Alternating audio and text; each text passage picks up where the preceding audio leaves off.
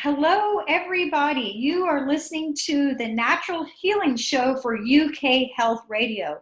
This is Catherine Carrigan, medical intuitive healer and Amazon #1 bestselling author. You can find out more about me and my work at catherinecarrigan.com and unlimitedenergynow.com.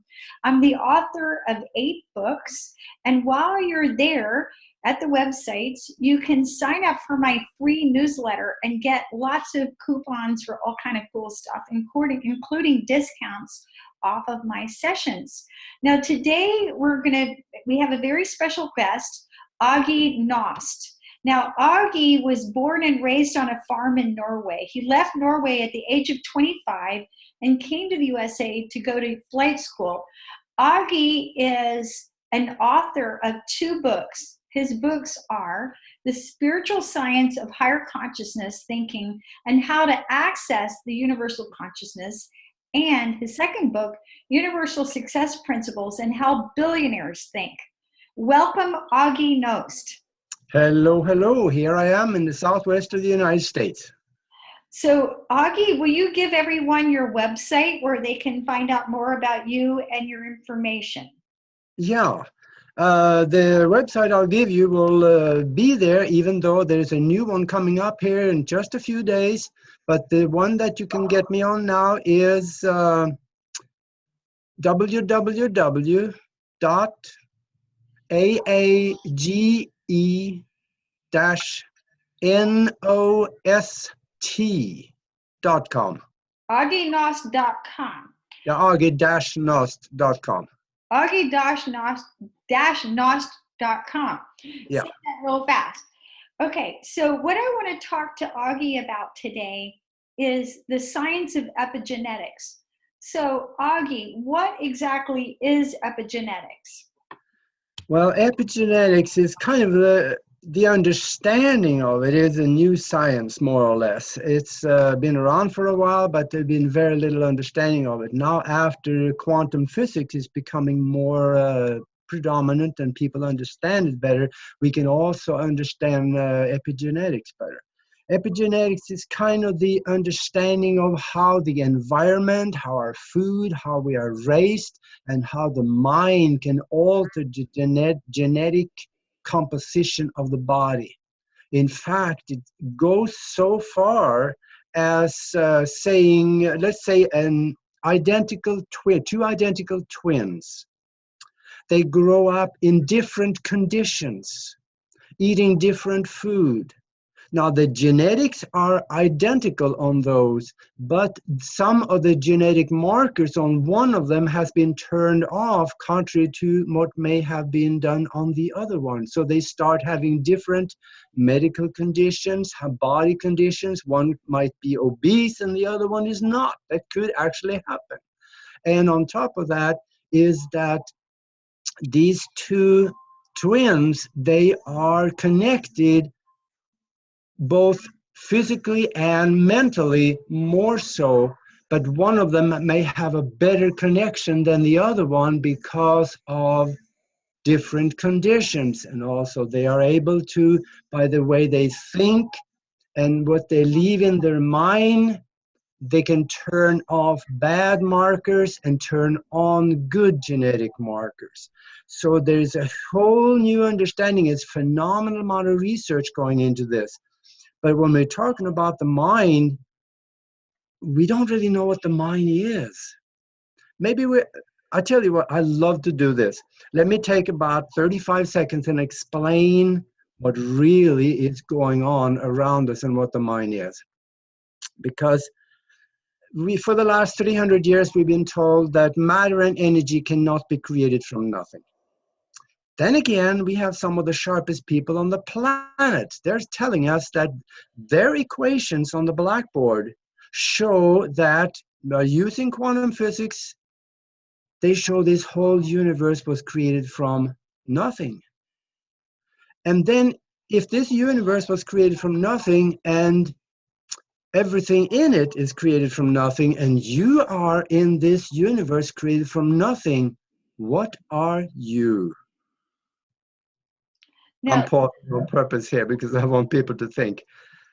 The problem is that we see stuff around us, and when you're peeling potatoes and cut your finger, it hurts. There is something that we are experiencing around us, but what is it?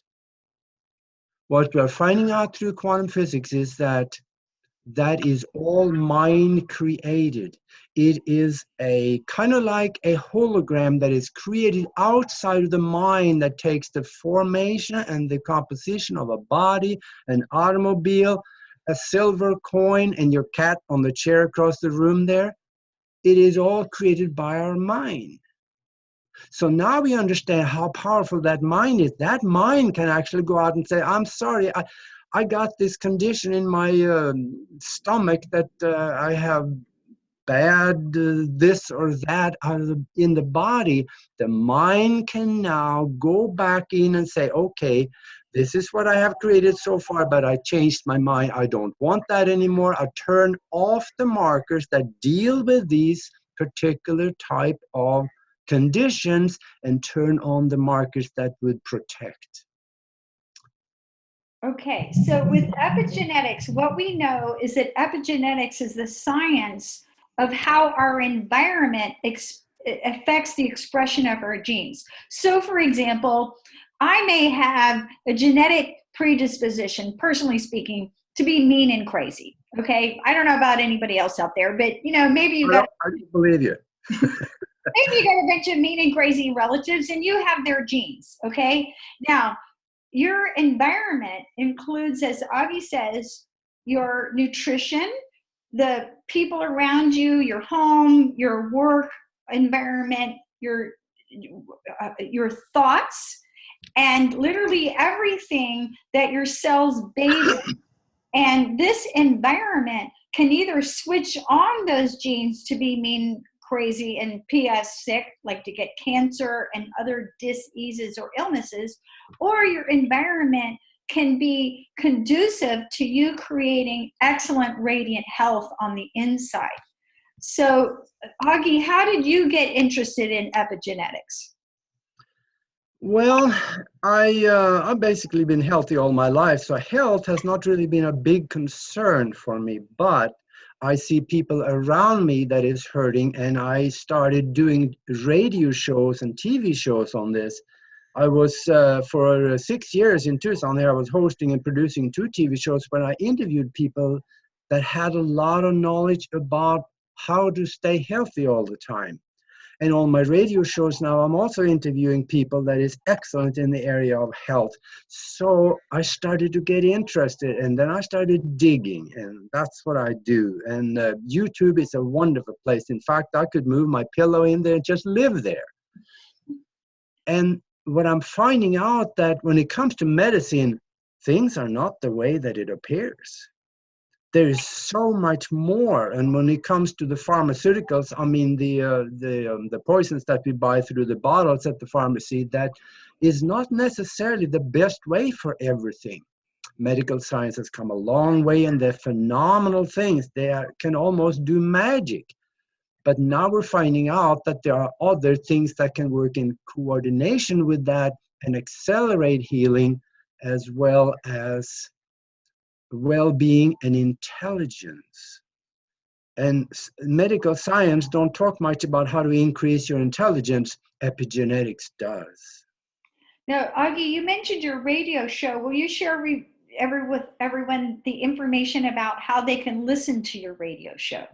Okay, we call it the Universal Consciousness Show. And we are going live on Mondays at 11 o'clock West Coast time. And of course, that's going to change a little bit for the rest of the country when summer savings times go away. It's going to be on Mountain Time instead at 11 o'clock. And we are our listeners in the UK, because a lot of our listeners are in England. So that would be 11 p.m. Pacific Standard Time, right? Yeah, that is correct. And that 11 o'clock, that should be 7 o'clock in England, I believe. Okay, 7 p.m. in the evening. Yeah, Greenwich Mean Time, yeah. Okay, great. And can they listen through their computer? Is that the best way they can listen? Yes, they can. You can find the connections on my website, and also, yeah, that's probably the best way to go and find it. And you can go under blogs, and then you can find all the past shows, or most of them, that we have done, and the recordings of them there. You can listen. Okay. So in this show, we're basically talking about epigenetics, about how our environment affects our cellular health, and how your environment affects the expression of your genes, about whether or not you're the one who becomes mean and crazy and gets cancer, or you're the one who becomes radiantly healthy. So, Aage, what are telomeres? Because at the end of the day, aging is something that happens at the cellular level. So what are telomeres? Yeah, those are little animals that we haven't really known much about before. But they're not really animals, right? No, they're not. They're not really animals. But the thing is that for a very long time, for up to very recently, we never really knew what causes aging.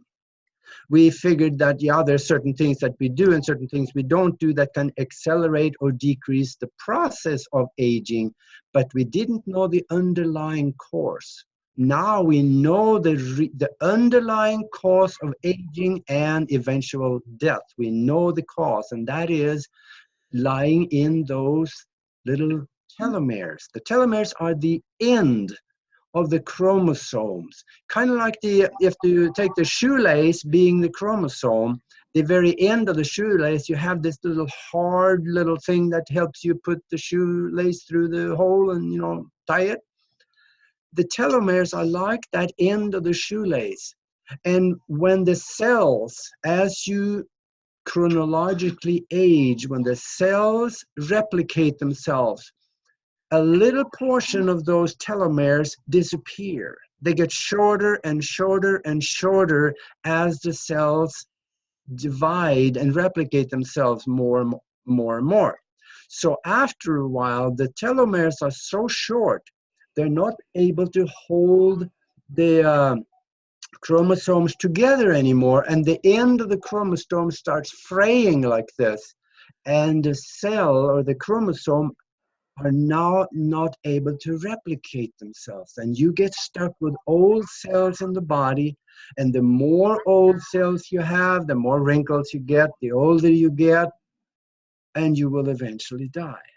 Right. So basically, aging, it happens at the cellular level to our telomeres. And when these telomeres, the end caps of your DNA, get shorter, then you age faster, right? We're all aging. If you're listening to this broadcast, you're older than you were yesterday, but you can take care of your telomeres by your environment, by the environment that you present to your cells.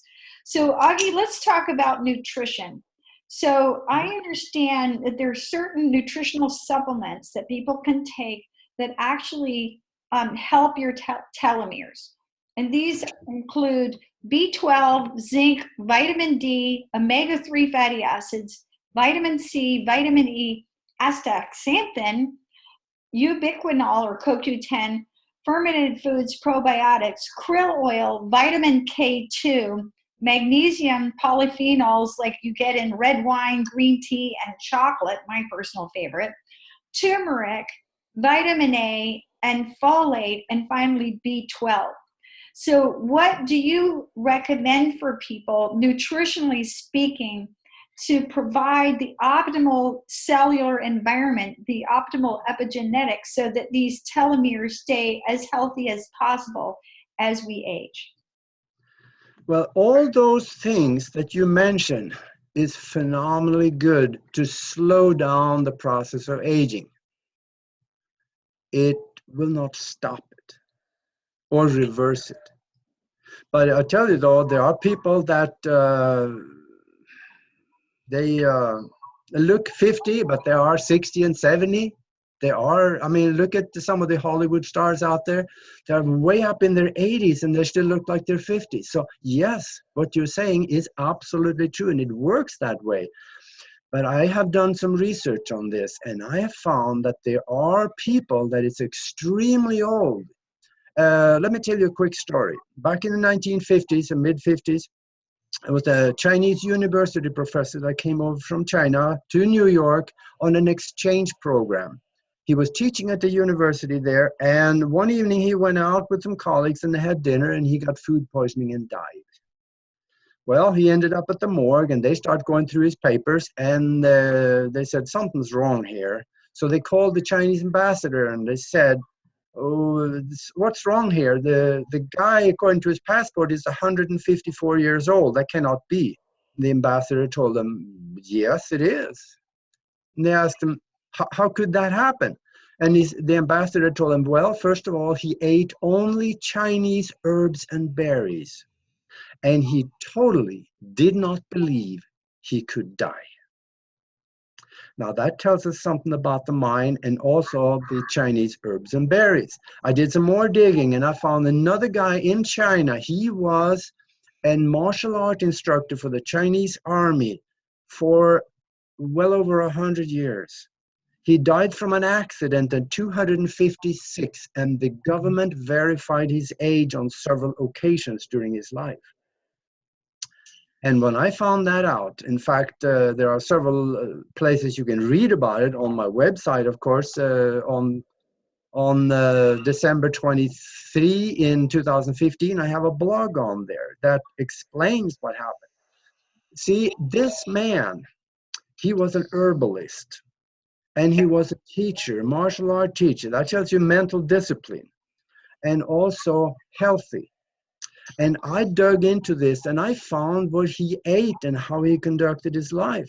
And he had, this is not a complete list, but one of the most important things he took was astragalus and also jiaogulan herb.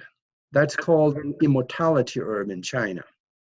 And of course, you know, we found out later that if you take pepperine or a little bit of black pepper with it, it magnifies the effect in the body of those particular herbs. Now, And I'm going to interrupt for our listeners. So both astragalus and the immortality herb that you mentioned, those are both adaptogens. And adaptogens are herbs that empower your body to handle stress a little bit. So that tells you a lot about what's anti-aging. Anything that allows you to handle stress better will do that. So, and go on, tell us more about these herbs.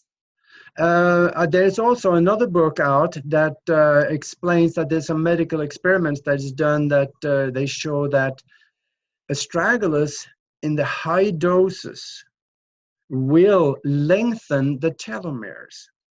And if the telomeres are lengthened, that is anti-aging.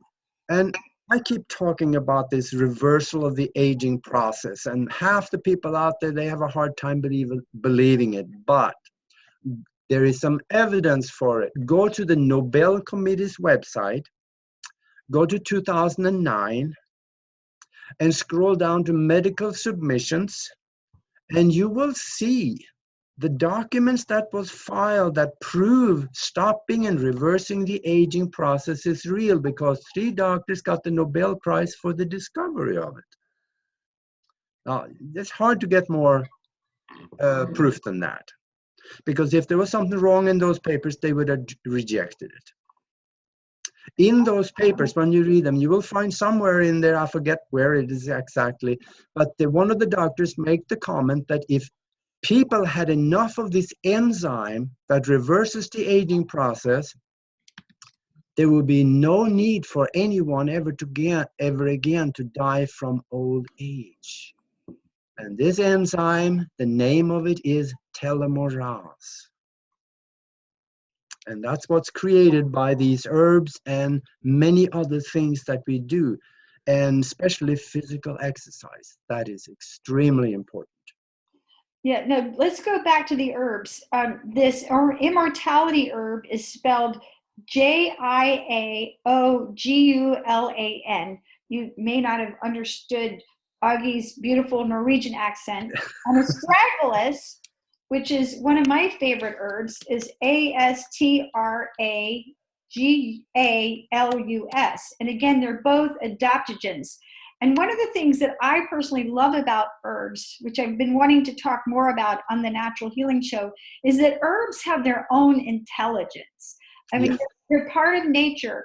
So with the thing about adaptogens is if you're too hyped up, they bring you down, and if you're too low, they sort of even you out. So they seem to have an intelligence in the body, and they help bring your nervous system into greater balance.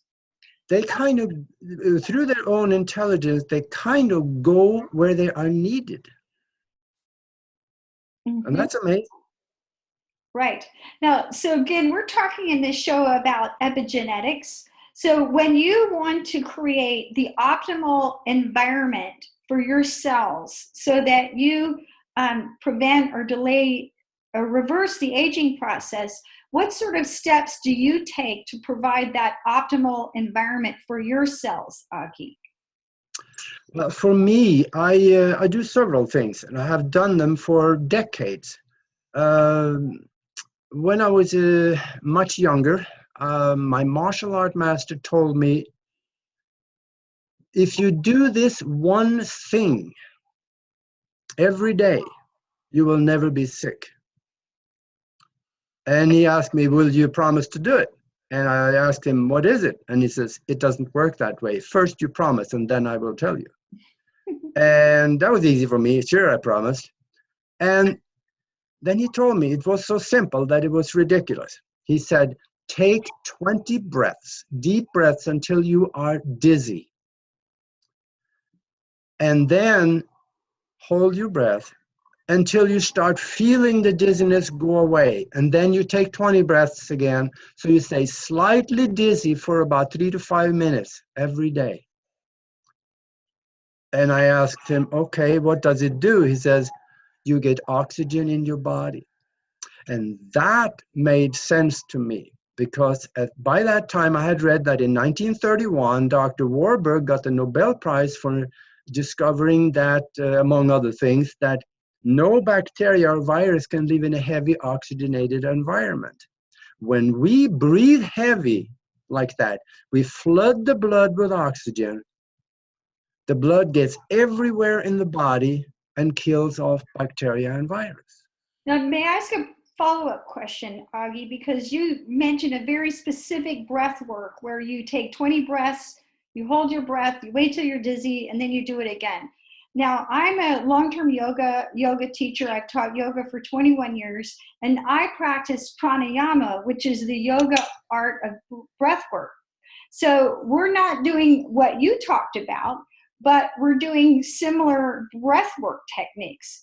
So what's your personal opinion about pranayama or other advanced breathing techniques as far as providing oxygen to the body and improving your overall health? I think that is probably better than what I do. There's 2 people in this house that is doing that pranayama.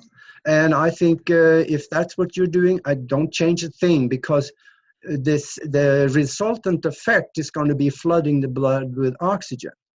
But you also, doing the pranayama, I think you also have some differences in sending the oxygen into the body that also creates more prana in the body than just what I was doing. Yeah, absolutely. And again, I want to hear more about what you say, but the point is that there's many methods of really oxygenating your system. Yeah. Including Aage's method, and also yoga breathing. And I know in Tai Chi and Qigong that there have very advanced breath work practices also. And there are people who practice holotropic breathing or transformational breath work. Okay, so going back, we're talking about how you provide the optimal environment for your cells to be healthy as you age. Okay, first of all, of course, I am on this program that the 256-year-old man is doing. I do that, and I've done it for 1.5 years, and I'm looking in the mirror. It kind of looks all right. It looks to me like I'm actually backing up something here. But there is one more thing that I'm doing, and I've done it since I was in the early probably about 22. And I'm pretty much done that, except for when I forget. When I lay down and go to sleep, I put myself in a cocoon of bright white light.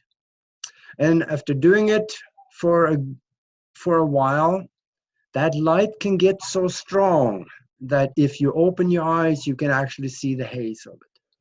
So this is one thing that I'm doing. And of course, I do some exercise also. I do the Tibetan rites. I've been doing that for a very long time. And of course, now I got on this, I call it a program that the 256-year-old man was doing. That's not really a program. It's just doing kind of the same thing. And I tell you though, if you have some good exercise, and I was doing yoga in my earlier years. I don't do it anymore, but I wish I did, in addition to the Tibetan rites, because yoga is probably one of the best ways that I know to stay healthy because of all the different movements, that and Qigong. If you do those two together, I mean, you're going to live forever. Yeah. Almost.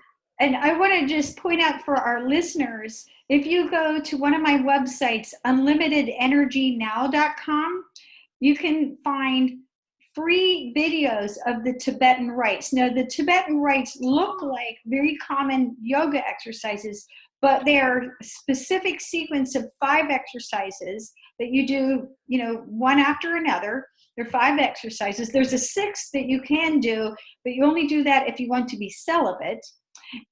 But the 5 exercises, you work up to 21 repetitions, and you can find those free videos at unlimitedenergynow.com. Also, if you go to unlimitedenergynow.com, you're going to find a lot of free videos. I have a free video page on Qigong exercises. And Qigong is very similar to Tai Chi, only it's simpler. And I've taught Qigong for almost as long as I've taught Tai Chi. So going back to epigenetics, so Aage, I know that you're a true expert on the science of mind. How do you feel our thoughts affect the expression of our genes? I feel that it is extremely effective. Now, you may not see the effects the first 3 times you do anything or do one of these exercises. On my website, I have a blog on doing a mind exercise, and you can go in there and find that one. That's just a simple one that people can do. But once you start conditioning your mind and thinking positive, for positive thinking people on one side, contrary to people that think of a lot of the problems in life and stuff like that on one side, if that endures, they're going to start looking different, acting different, feeling different. One's going to get illnesses faster than the other one. It will affect all facets of your life if you start thinking about the problem instead of the problem-solving process and positive. And I think this is, people don't understand it normally unless they listen to shows like this or read books or watch YouTube on some of these things. We need to start controlling our mind, because if we do not control our mind, somebody else will, and that is for their purpose, not for yours. Yeah, the yogis refer to our mind, or think of our mind, almost like a team of wild horses. Our mind on its own is just going to go everywhere. And, if you're listening to this show, we're all you, me, Aage, we're all human. So it's so easy for this team of wild horses to go all over the place or to go into negativity. What do you advise, Aage, to direct this team of wild horses, our minds, in a positive way so that we can create this optimal field for excellent cellular health? Well, I like your expression about team of wild horses. I know some of the people out there, they more feel like herding cats. These thoughts goes everywhere at 90 miles an hour. Mm-hmm. And my mind used to go 450 to 600 miles an hour. See, I'm a pilot, remember? Mm-hmm. So I had a very structured mind, and I was very set in my mind until after I quit flying. that's when I started really opening up to the mind. And when people talk about the mind, they think it's your brain. No, the mind isn't in the brain. It is everywhere, because the brain is in fact created by the mind. Remember that mind-created universe? The brain is part of that mind-created universe. So the mind creates the brain, but the mind have to have a way to funnel into the physical, so it creates everything around us, so it can have the experiences from it. And that's where we have to direct what we want to do and write it down, of course, and start doing this every day. And once we start doing that, controlling our mind, if we have health issues, we direct the mind towards that health issue or well-being altogether overall, which then the mind will reach into the areas where it is needed and start healing it. There is a guy, let me see, what was his name? I think I wrote that down here. He broke his neck, actually right below the neck.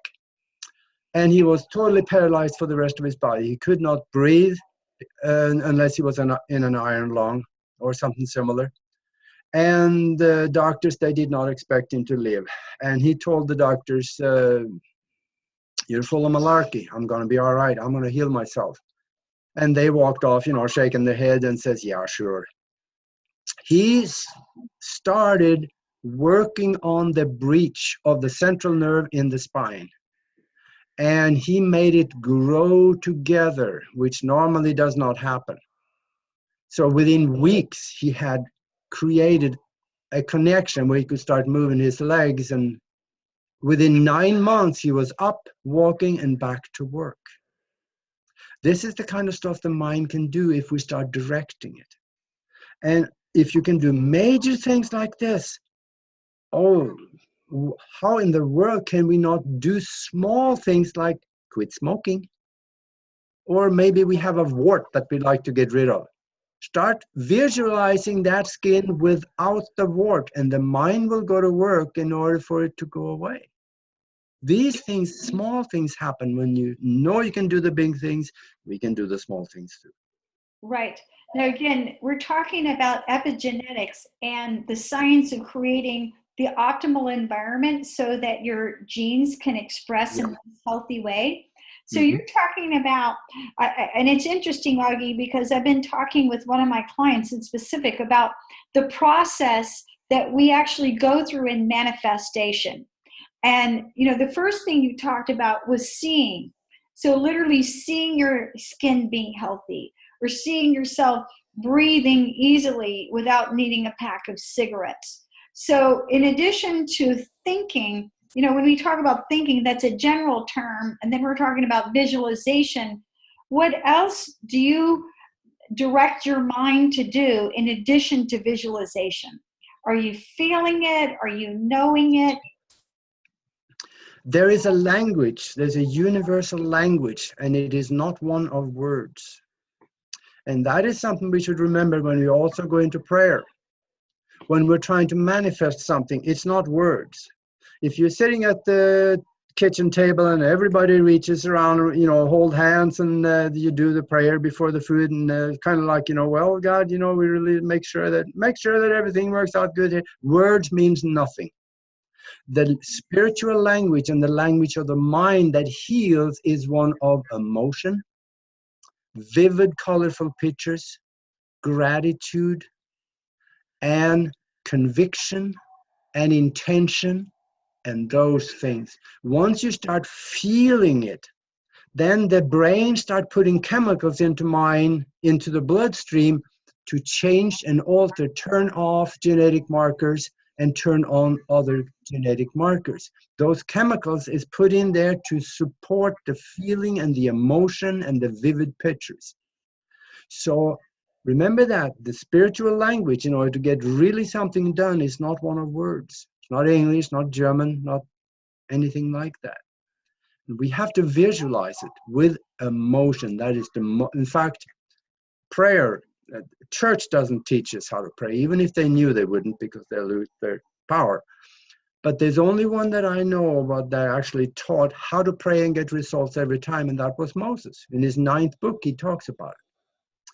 So you may look into that. He talks about see it in your mind, visualize it with emotions so the tears flow. And he goes into these 5 steps that make things works behind the curtain. So it flows on this side of the curtain. Now, what you're really talking about is vibration, because all illness or dis-ease is slowed down vibration. Now, we've all experienced that. If you've ever been to a nursing home, the energy there is so slow. You look at your wristwatch, oh my God, when can I get out of there? Or being Yeah. in a hospital, you're like, oh my God, I've been, in the emergency room with my friend for, 30 minutes and it feels like 4 hours. So, or when you have a cold, it just feels like, you move through the day like a slug. So all healing energy is high vibration energy. So unconditional love is the most healing force in the universe, in my opinion. So what Aage's talking about, and we're talking again about epigenetics, is putting yourself in these high vibration environments so that your cells can express health. Yeah, and that's where once you get good at this, and it doesn't take much, just a little bit of practice on the visualization and the feeling and the emotion and the intention, you'll find a lot of that stuff in my book, Spiritual Science and Higher Conscious Thinking. And that book, what I'm telling people, if you read the book 3 times, your life will never be the same. Because good things will start falling out of trees if you start using these methods that works on both sides of the veil. That's what I teach people, how to use their mind, which we've never been taught how to use before. Okay. Now your book, I know you've written 2 books, Spiritual Science, Higher Consciousness Thinking, and How to Access Universal Consciousness, and Universal Success Principles and How Billionaires Think. Can you give some examples for one or both of your books about how you can use your mind to create the optimal environment to be healthy?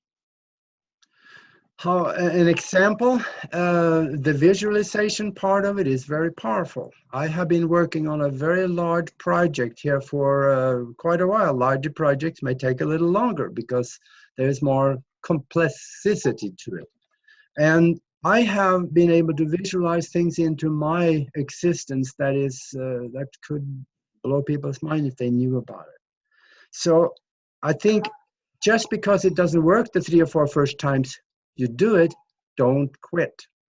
Just keep doing it because things happen. There are people that is put in front of you. People come out of the woodwork and want to help. You find things by accident that will support what you're trying to visualize into effect. They come in from everywhere. They help. The universe have a mysterious way of putting things together in the physical arena, but we still are subject to the laws of physics. So we have to go through the process of laws of physics in order to manifest it in front of us most of the time. Okay. Now, one of the things you talked about visualization, and I want to point out that many people literally see themselves as broken. If you see yourself as sick or broken, I was just talking about that today with one of my clients. I said, when you see other people or yourself as broken, you actually go weak and they do too. Versus if you see yourself as whole and other people as whole. So what do I mean by whole? I mean complete. Having everything that you need in order to move forward in your life, even if it's a phone number, even if it's an idea, even if it's just you're listening to this radio show. So how can people stop seeing themselves as sick or broken or diseased? What's your thoughts on that? All we really need to do there is to start it out, we just change our mind. Because it's hard to know, to change yourself unless you know who and what you are. We have to know that we are not just bones and flesh and hangnails. There is more to us than that. We are actually a spiritual being. And that doesn't mean, I'm not saying about a religious, it's a spiritual being, which is an extra physical being that has intelligence away from the physical, but it has effects in the physical. And we can change that by the way we think. So all we have to do is to decide what do we want and be detailed in it. And then go out there and visualize that into effect. And this is what I talk about in my book. Know what you want, know what you're willing to give up in order to get what you want, and then go to work on it. So place it into the future at a time-coded event.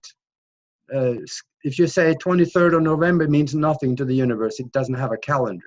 So place it at a Christmas party or a birthday party when people are standing around toasting to this thing that you have created.